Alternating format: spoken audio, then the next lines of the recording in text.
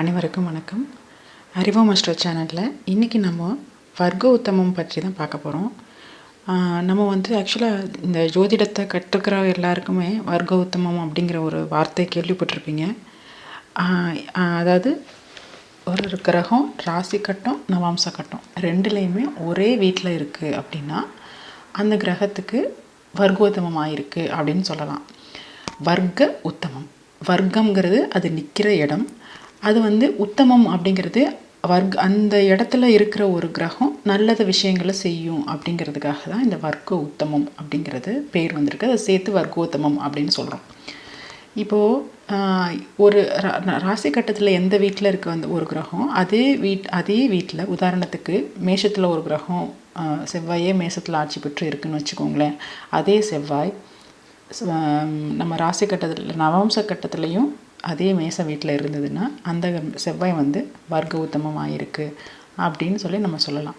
So இப்போ எந்தெந்த அதனால் அந்த எந்த நட்சத்திரத்தில் நின்னா இந்த வர்க்க உத்தமம் ஆகும் அப்படின்னா, மேச ராசியில் அஸ்வினி 1ஆம் பாதத்தில், அதாவது கேதுவுடைய சாரம், அது அஸ்வினிங்கிற கேதுவுடைய நட்சத்திரத்தில் அஸ்வினி 1ஆம் பாதத்தில் நிற்கிற ஒரு கிரகம் வர்க்கோத்தமம் ஆகும். ரிஷபராசியில் ரோஹிணி 2வது பாதம், சந்திரனுடைய நட்சத்திரமான ரோஹிணி 2வது பாதத்தில் ஒரு கிரகம் வர்க்கோத்தமம் அடையும். மிதுன ராசியில் புனர்பூசம் 3ஆம் பாதத்தில், குருவுடைய நட்சத்திரமான புனர்பூசம் 3ஆம் பாதத்தில் ஒரு கிரகம் வர்க்கோத்தமம் அடையும். கடக ராசியில் அதே குருவுடைய நட்சத்திரமான புனர்பூசம் 4ஆம் பாதத்துலேயும் ஒரு கிரகம் வர்க்கோத்தமம் அடையும்.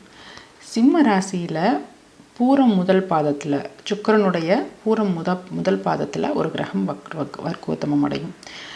கன்னி ராசியில் செவ்வாயுடைய நட்சத்திரமான சித்திரை 2ஆம் பாதத்தில் ஒரு கிரகம் வர்க்கோத்தமம் அடையும். அடுத்தது துலாம் ராசிக்கு அதே செவ்வாயுடைய சித்திரை 3ஆம் பாதத்தில் ஒரு கிரகம் வர்க்கோத்தமம் அடைகிறது. அடுத்தது அப்படியே விருச்சிக ராசியில் சனியுடைய நட்சத்திரமான அனுஷம் 4ஆம் பாதத்தில் அமர்கிற ஒரு கிரகம் வர்க்க உத்தமம் அடையும். அடுத்தது தனுசு ராசியில் அங்கே சூரியனுடைய உத்திராடம் 1ஆம் பாதத்தில் முதல் பாதத்தில் இருக்கிற அமர்கிற ஒரு கிரகம் வர்க்க உத்தமம் அடையும். மகர ராசிக்கு வரும்போது அங்கேயும் சூரியனுடைய உத்திராடம் 2ஆம் பாதத்தில் அமர்கிற ஒரு கிரகம் வர்க்க உத்தமம் அடைகிறது. கும்ப ராசியில் ராகுவுடைய நட்சத்திரமான சதயம் 3ஆம் பாதத்தில் அமர்கிற ஒரு கிரகம் வர்க்க உத்தமத்தை அடையும். அங்கே கடைசியில் மீன ராசியில் வரும்போது புதனுடைய ரேவதி நட்சத்திரமான ரேவதியுடைய 4ஆம் நட்சத்திரம் பாதத்தில் ஒரு கிரகம் அமர்கிற ஒரு கிரகம் வர்க்க உத்தமம் அடையும். ஆக இப்படி இந்த கிரகங்கள் ஒவ்வொரு வீடுகள்லையும், அதாவது சர ராசியில் முதல் நட்சத்திர பாதமும், சிர ராசின்னு வரும்போது 5வது நட்சத்திர பாதமும், உபயராசின்னு வரும்போது 9வது நட்சத்திர பாதமும் தான் ஒரு வர்க்கோத்தம நட்சத்திர பாதங்கள். இதை தான் நாங்கள் இப்போ ஒவ்வொரு தனித்தனி நட்சத்திரமாக சொன்னேன். அதோடைய பேசிக் கான்செப்ட் என்னென்னா, சரராசியில் முதல் நட்சத்திர பாதத்தில் அமர்கிற ஒரு கிரகம், அதே சமயத்தில் ஸ்திர ராசிகளில் 5வது நட்சத்திர பாதத்தில் 5வது நட்சத்திர பாதத்தில் அமர்கிற ஒரு கிரகம், உபயராசியில் 9வது நட்சத்திர பாதத்தில் அமர்கிற ஒரு கிரகம் வர்க்கோத்தம நட்சத்திர பாதங்கள் அப்படிங்கிறதாக கணக்கில் எடுத்துக்கிறது. இப்போ இந்த வர்க்கோத்தமம் அடைகிற கிரகங்கள் எல்லாமே என்ன பண்ணும்? வர்க்கோத்தமம் அடைகிற எல்லா கிரகங்களுமே நன்மையை தான் செய்யுமா அப்படின்னா இல்லை. வர்க்கோத்தமம் அடைகிற கிரகங்கள் நன்மையை செய்யும், அதோடைய தன்மையை செய்யும். எப்போ ஆனால் வர்க்க உத்தமங்கிறத நன்மையை செய்கிறது தானே. அப்படின்னா எந்த இடத்துல செய்யும், எந்த இடத்துல நன்மையை செய்ய முடியாது அப்படிங்கிறது இருக்குது. அதாவது நன்மையை செய்ய முடியலனாலும் கெட்டதை செய்யாது, ஓகே. ஆனால் ஒரு கிரகத்தோடைய செயல்படுகிற விதம் எப்படி இருக்கும் அப்படின்னா, அது தன்னுடைய ஆதிபத்தியத்தை தன்னோட காரகத்துவத்தின் மூலமாக தான் செயல்படும். இதுதான் ஜோதிடத்துடைய பேசிக் கான்செப்ட். இப்போது வர்க்க உத்தமத்தில் இருக்கிற ஒரு கிரகம் என்ன பண்ணும் அப்படின்னா, அதுவும் அதே வேலையை தான் செய்யணும்.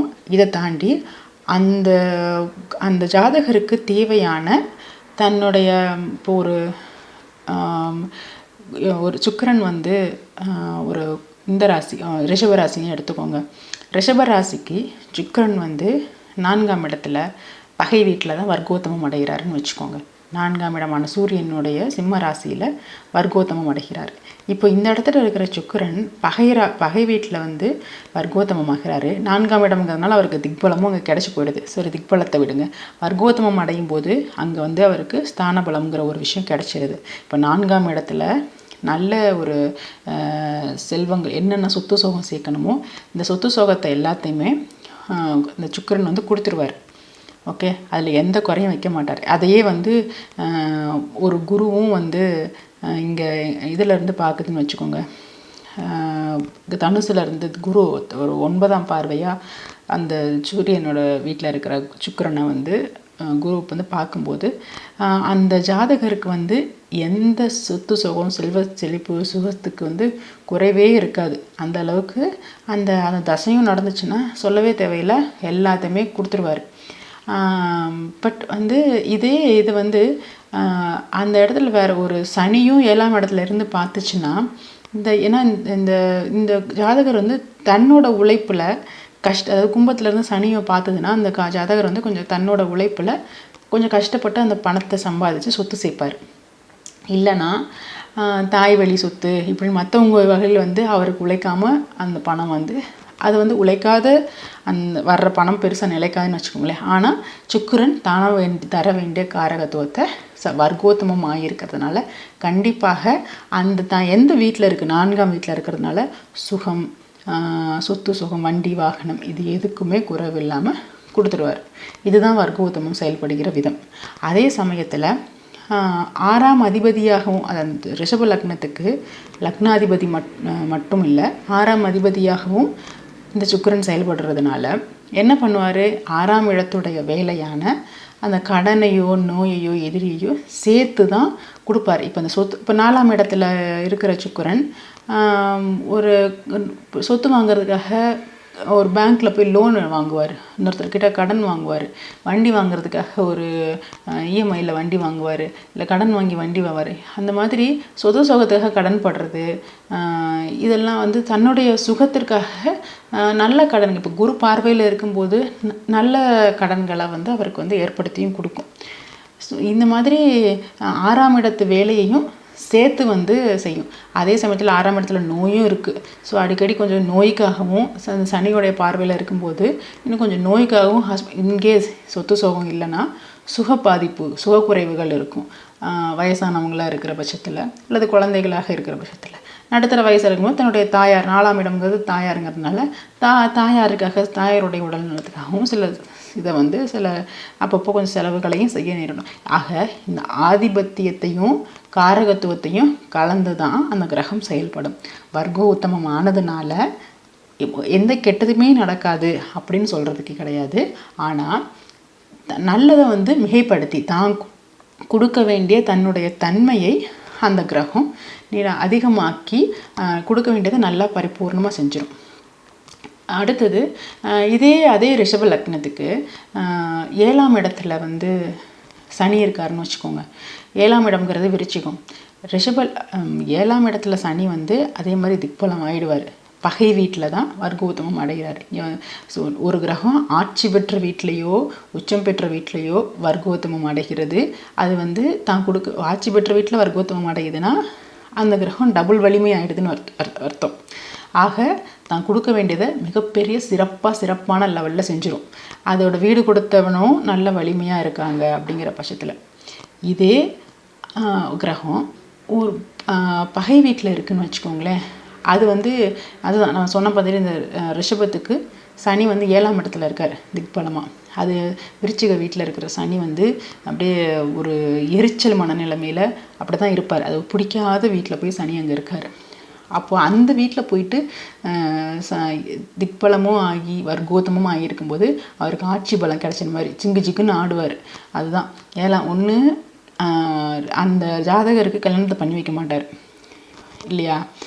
இல்லைன்னா அதை வந்து இல்லை அந்த தசை நடக்குது ஏதோ எங்கேயோ இருந்து ஒரு குரு வந்து மீனத்துலேருந்து குரு பார்த்துருச்சு அந்த அந்த சனியை 7ஆம் இடத்துல இருக்க சனியை கல்யாணத்தை பண்ணி வச்சுட்டு அதில் கொஞ்சம் பிரச்சனைகள். ஆனால் குரு பார்வையில் இருக்கிறதுனால கொஞ்சம் கல்யாணம் நடந்துடும். ஆனால் கொஞ்சம் அப்பப்போ பிரச்சனைகளும் சேர்ந்து இருக்கும். கல்யாணமே இல்லை, பொண்ணே கிடைக்கல, பையனே கிடைக்கல அப்படின்னு இருக்காது. குரு பார்வை இருக்கும்போது கிடச்சி அதில் கொஞ்சம் பிரச்சனைகளோடு இருக்கும். அந்த பார்வையும் இல்லைன்னா கல்யாணமே நடக்காது. அந்த மாதிரி கொண்டு வந்து அந்த அந்த இடத்த வந்து நாசமாக்கி விட்டுடும். அது மட்டும் இல்லாமல் அந்த 7ஆம் இடத்துலேருந்து பார்க்குற அந்த சனியோடைய பார்வை லக்னத்தை தானே பார்க்கும். அந்த ஜாதகரையும் சோம்பேறித்தனமாகவோ இல்லை மந்தத்தனமாகவோ அந்த மாதிரி ஒரு சனியோட பார்வையில் இருக்கிறப்போ ஜாதகரையுமே வந்து ஒரு நல்ல மனநிலைமையோடு வச்சுருக்காது. அது அந்த 7ஆம் இடம் சார்ந்த சமூகம் சார்ந்த பிரச்சனைகள், அல்லது மனைவி கல்யாணம் ஆகலைங்கிற பிரச்சனைகள், அல்லது கூட நண்பர்கள் மற்ற சேர்க்க சரியில்லாமல், இந்த மாதிரி நிறைய பிரச்சனைகளை அந்த 7ஆம் இடத்துல வர்க்க உத்தமம் பெற்ற சனி கண்டிப்பாக கொடுக்கும். ஆக எந்த இடத்துல இருக்குது வர்க்க உத்தம கிரகம் அப்படிங்கிறதையும் நம்ம பார்க்கணும். நல்ல வீட்டில் இருக்கா, அது கெட்ட வீட்டில் இருக்கா, அந்த வர்க்க உத்தமம் பெற்ற கிரகம் நல்ல கிரகமா கெட்ட கிரகமா, அது லக்னத்தை பொறுத்து அந்த கிரகத்துடைய பலன் அது வந்து நமக்கு நல்லது சுபரா அசுபரா, லக்னத்துக்கு யோகரா அவயோகரா. ஸோ இதையும் நம்ம வந்து கணக்கில் எடுத்துக்கணும். அதை வந்து ஒரு நட்பு வீட்டில் இருந்து வர்க்கோத்தமமாகுதுன்னா அப்போ வந்து அது கொடுக்குற பலன்கள் ரொம்ப நல்லாயிருக்கும். இன்னும் வீடு கொடுத்தவனும் அதுக்கேற்ற மாதிரி நல்லா வந்து ஒரு வலுவோடு இருக்கும்போது அந்த பலன் ஜாதகரை வந்து ஒரு சாதாரணமாக ஆரம்பிக்கிற ஒரு தொழிலை ஒரு பெரிய இந்த ரேஞ்சுக்கு வந்து மல்டி மில்லியனர் ரேஞ்சுக்கு வந்து மாற்றிவிடும். எப்போன்னா 10ஆம் இடத்து அதிபதியும் சரி, அந்த 10ஆம் இடத்துல அமர்கிற வர்க்கோத்தம கிரகம் அந்த யோகராகி ஒரு அந்த இடத்துல வந்து அமர்ந்து ஒரு கிரகம் வர்க்கோத்தமமாகுதுன்னா அப்போது அது வந்து பலனை வந்து ரெட்டிப்பாக்கிவிடும். இல்லைங்கிற பட்சத்தில் இது வந்து அப்படியே முடக்கிய தேவையில்லாத பிரச்சனைகளை வந்து கொண்டுட்டு வந்து கொடுத்துரும். இதே இப்போ நீங்கள் வந்து ஒரு தனுசு லக்னத்துக்கு சுக்கிரன் வந்து 6ஆம் அதிபதி 8ஆம் இடமாகிய ஒரு கடகத்தில் வந்து வர்க்கோத்தமம் அடைகிறாருன்னு வச்சுக்கோங்க. இப்போ என்ன பண்ணும், ஜாதகருக்கு கல்யாணத்தை பண்ணி வச்சிரும். 8ஆம் இடம்ங்கிறதுனால கல்யாணத்தையும் பண்ணி வச்சுட்டு அதுக்கு பிறகு அந்த கல்யாணத்தில் அவங்களோட சேர்ந்து வாழ முடியாத பிரச்சனைகளை கொடுக்கும். கோர்ட்டு கேஸுக்கு போகிறேன்னு சொல்லி கல்யாணம் என்ன சொல்கிறது, கல்யாணம் பண்ணிக்கிட்ட மனைவியே வந்து கோர்ட்டு கேஸுக்கு இழுப்பாங்க. அல்லது மனைவியாக இருக்கிற பட்சத்தில் மீன்ஸ் பெண்ணாக இருக்கிற பட்சத்தில் அவங்களுக்கு வந்து அந்த கணவனால் ஒரு நல்ல கணவனாக அவங்களால இருக்க முடியாது. அவங்களுக்கு வந்து கிடைக்க வேண்டிய சுகபோகங்கள் எதையுமே கொடுக்க முடியாது. இந்த மாதிரி தேவையில்லாத பிரச்சனைகளையும் சேர்த்தே அந்த சுக்கிரன் வந்து அந்த இடத்துல கொடுப்பாரு. ஆனால் கல்யாணத்து வாழ்க்கை மற்றபடி பொருள் சார்ந்த வாழ்க்கைகள், நகைகள், இந்த மாதிரியான விஷயங்களும் சுக்கிரன் வந்து வீடு அது மாதிரி தன்னோட காரகத்துவத்தை கண்டிப்பாக அப்போ அந்த ஜாதகருக்கு ஆனால் கொடுத்துரும். இதுதான் வர்க்க உத்தமம் பெற்ற கிரகம் தான் கொடுக்க வேண்டிய காரகத்துவத்தை வந்து கண்டிப்பாக கொடுத்துரும். தன்னுடைய காரகத்துவத்தை கொடுத்துரும். ஆனால் ஆதிபத்தியத்தையும் சேர்த்து கலந்து தான் கொடுக்கும். இப்போ இங்கே வந்து மற்ற அமைப்புகளையும் சுபருடைய பார்வைகளை தொடர்புகளையோ வீடு கொடுத்தவனோட வலிமையோ இதெல்லாமே சேர்த்து தான் நம்ம இந்த இடத்துல பார்க்கணும். அதே மாதிரி ஒருத்தருக்கு வந்து லக்னம் வர்க்கோத்தமமாக இருக்குது அப்படின்னு வச்சுன்னா அந்த லக்னம் வர்க்கோத்தமமாக இருக்கவங்க பெரும்பாலுக்கும் எப்படின்னா நல்ல நீண்ட ஆயுள் இருக்கும். முதல் விஷயம் இங்கே இந்த இடத்துல வந்து லக்னாதிபதி வந்து லக்னம் வந்து வலுத்துருச்சு அப்படிங்கிறதுல அந்த ஜாதகருடைய ஆயுள் ஃபஸ்ட்டு நல்லாயிருக்கும். அப்புறம் ஒரு விஷயம் அவருடைய சிந்தனை ஒரு விஷயத்தை வந்து முடியலன்னு சொல்லிட்டு விட்டுற மாட்டார். திரும்ப வந்து முயற்சி செய்து அந்த விஷயத்தை எப்படி முடிக்கிறது அப்படிங்கிறத பற்றி யோசித்து மீண்டும் மீண்டும் முயற்சி செய்து அதில் வந்து வெற்றி அடைவார். ஸோ சிந்தனை வந்து ரொம்ப திடமாக இருக்கும். லக்னம் வர்க்கோத்தமாக இருக்கவங்களுக்கு ரொம்ப ஸ்ட்ராங்காக இருக்கும். எங்கே டைவர்ட் ஆனாலும் திரும்ப வந்து அது ஆன் ட்ராக்குக்கு வந்துடுவாங்க. ஸோ அதுதான் வந்து லக்ன வர்க்கோத்தமத்துடைய மெயினான முக்கியமான பலன். அதே மாதிரி ஒருத்தருக்கு சூரியன் வர்க்கோத்தமமாக இருக்குது, அது எந்த இடத்துலையா இருக்கட்டுமே சூரியன் வர்க்கோத்தமமாக இருக்குது அப்படின்னா அந்த ஜாதகருக்கு தலைமை ஏற்கிற பண்பு இயல்பாகவே அமைஞ்சிரும். நல்ல தந்தை, ஒரு தந்தையை வந்து நல்ல தந்தையை வந்து கொடுத்துரும். ஸோ இந்த தகுதிகள் வந்து சூரியனுடைய காரகத்துவங்கள் வந்து அவருக்கு எந்த குறைவும் இல்லாமல் கிடைச்சிரும். அது எந்த வீட்டில் இருக்குங்கிறத பொறுத்து அதன் வாயிலாக கிடைக்கும், அதுதான் அங்கே மாறும். ஆனால் காரகத்துவம் கண்டிப்பாக கிடைச்சிடும். ஸோ அதே மாதிரி சந்திரன் வர்க்கோத்தமமாக இருக்கும்போது அந்த ஜாதகருக்கு நல்ல ஒரு திடமான மனம் அமையும். ஒரு விஷயத்தை மற்றவங்க புரிஞ்சுக்கக்கூடிய இவங்களுக்கு என்ன சொன்னாலும் புரிஞ்சுக்க முடியல அப்படின்னு இருப்பாங்க இல்லையா, அந்த மாதிரி ஒரு தன்மை இருக்கவே இருக்காது. எதை சொன்னாலும் சட்டுன்னு அவங்களுக்கு புரிஞ்சிடும். மற்றவர்கள் என்ன நினைக்கிறாங்க அப்படிங்கிறதையும் இவங்களால யூகிக்க முடியும். ஸோ அந்த மனசறிஞ்சு அவங்களால மற்றவங்கக்கிட்ட மனசறிஞ்சு அவங்களால செயல்பட முடியும். இதெல்லாமே வந்து சந்திரனுடைய வர்க்கோத்தமம் கொடுக்கும்.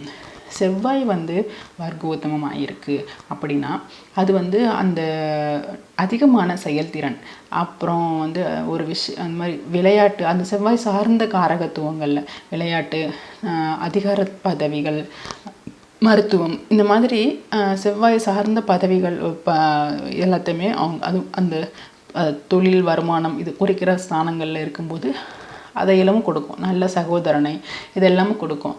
ஆனால் இது வந்து அதே மாதிரி எந்த இடத்துல அமர்ந்திருக்கு அப்படிங்கிறத பொறுத்து. ஆனால் பேசிக்காக அந்த செவ்வாய் வலுத்தது அப்படிங்கிறவங்களுக்கு அந்த செவ்வாயுடைய காரகத்துவம் அந்த வர்க்கோத்தமமாக இருக்குங்கிறது கண்டிப்பாக ஒரு நல்ல அதீத செயல்திறன், ஒரு துடிப்பு, அதெல்லாமே அவங்களுக்கு வந்து எப்போவுமே இருக்கும். புதன் வர்க்கோத்தமமாக இருக்குது அப்படிங்கும்போது அதற்கு நல்ல ஒரு பேச்சு திறமை இருக்கும். அந்த புதனுடைய அனைத்து காரகத்துவங்கள், படிப்பாகட்டும், பேச்சாகட்டும், ஸோ இதெல்லாமே ஒரு மாதிரி அந்த ஜாதகருக்கு கண்டிப்பாக அந்த புதன் கொடுத்துடும். புதன் சார்ந்த துறைகள்லையும் அது வந்து அவர்களை வந்து நல்ல ஒரு ரொம்ப ஷைனாக மிளிர செய்கிறது அப்படிங்கிறப்பாங்களே, அந்த மாதிரி ஜாதகம், இந்த ஜோதிடம், மற்றபடி புதன் சார்ந்த தொழில்கள் எல்லாத்துலேயுமே வந்து கணிதமாகட்டும், வானவியலாகட்டும், எல்லாத்துலேயுமே பார்த்திங்கன்னா அவங்களுக்கு ஒரு ஈடுபாட்டை கொடுத்துரும். அப்புறமா நல்ல ஒரு மாமன் வகையராக்கள் இவங்களெல்லாம் புதனுடைய காரகத்துவங்கள் அவங்களுக்கு வந்து கை கொடுக்கும். அது இந்த விஷயங்கள் எல்லாத்துலேயுமே அவங்களுக்கு வந்து ஒரு நல்ல பலன் கிடைக்கும் அப்படிங்கிற மாதிரி புதனுடைய காரகத்துவங்கள் வந்துடும். அடுத்தது குரு வர்க்கோத்தமமாக இருக்கும்போது நல்ல ஒரு புத்திசாலித்தனம், நல்ல குருமார்கள், அந்த ஜாதகருக்கு வந்து நல்ல கைட் பண்ணுற குருமார்களும் இருப்பாங்க. நல்ல புத்திசாலித்தனம், நிறைய செல்வங்கள், இது எல்லாமே சேர்த்து அந்த ஜாதகருக்கு கிடைக்கும். அதே மாதிரி சுக்கிரன் வர்க்கோத்தமமாக இருக்கும்போது ஒரு அழகு, கவர்ச்சித்தன்மை, இது எல்லாமே அந்த ஜாதகருக்கு அவருடைய அந்த பேச்சு ஸ்தானத்தோட சம்மந்தப்பட்டிருக்கும் போது நல்ல ஒரு கவர்கின்ற மாதிரியான ஒரு பேச்சு, அந்த மாதிரி ரொம்ப ஸ்வீட்டாக பேசுகிற மாதிரி. ஸோ இந்த மாதிரியான சுக்கிரனுடைய காரகத்துவங்கள் அவருக்கு கிடச்சிரும். அது மட்டும் இல்லாமல் சுக்கிரனுடைய மற்ற ஆடம்பரம், இந்த மாதிரியான இந்த தன்மைகள் எல்லாமே தன்னுடைய சுகபோகத்தன்மைகளையும் சுக்கிரனோட காரகத்துவம் அது அவருக்கு வந்து கிடைச்சிடும். ரொம்ப கஷ்டப்படாமலே அதெல்லாம் கிடைச்சிடும். அது மாதிரி சனி வர்க்கோத்தமமாக இருக்கும்போது சனி வந்து எந்த பாவகத்தில் வர்க்கோத்தமமாக இருக்குது அப்படிங்கிறத பொறுத்து. பட் ஜென்ரலாக சனி வந்து வர்க்கோத்தமமாக இருக்குன்னா அவங்களுக்கு வந்து நிறைய பொறுமையும் சகிப்புத்தன்மையும் கிடைக்கும். அது வந்து இன்னும் கெட்ட வீடுகளில் இருந்தாலோ இல்லை சுபர் தொடர்புகள் இல்லைன்னா அது வந்து ஒரு மாதிரி சனியோடைய மற்ற மீன்ஸ் நெகட்டிவ் சைடில் வந்து அதை ரிஃப்ளெக்ட் பண்ணிவிடும். ஆனால் ரொம்ப மந்தமாக, ரொம்ப ஸ்லோவாக இருப்பாங்க. அங்கே ஒரு குரு பார்வை இருந்ததுன்னா அவங்க ரொம்ப பொறுமைசாலின்னு பேர் வாங்குவாங்க. ஒரு நல்ல பேர் வாங்குவாங்க, பொறுமைசாலி அப்படின்னு பேர் வாங்குவாங்க. இதுவே அங்கே இடத்துல வந்து அந்த எந்த ஒரு சுபர் தொடர்பும் இல்லை அப்படிங்கும்போது அது வந்து கொஞ்சம் நெகட்டிவாக வந்து அது அப்படியே போட்டால் சரியான சோம்பேறி, அந்த வேலையை செய்யாது அப்படின்ற மாதிரி இருக்கும். அந்த மாதிரி ஒரு ஆக்கிடும்.